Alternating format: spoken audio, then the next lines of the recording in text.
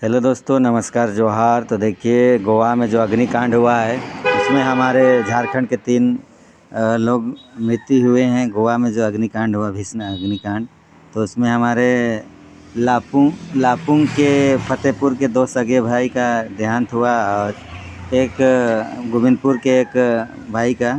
तो टोटल 3 जन का। तो इस सूचना पाते ही हमारे तोरपा विधायक माननीय सुदीप गुड़िया जी उनके परिजनों से मिले और शव को लाने के लिए प्रयास जो किए जा रहे हैं उसके बारे में जानकारी लिए और जो भी हर संभव हमारे तरफ से सहयोग होगा वैसी बातें कही विधायक जी ने।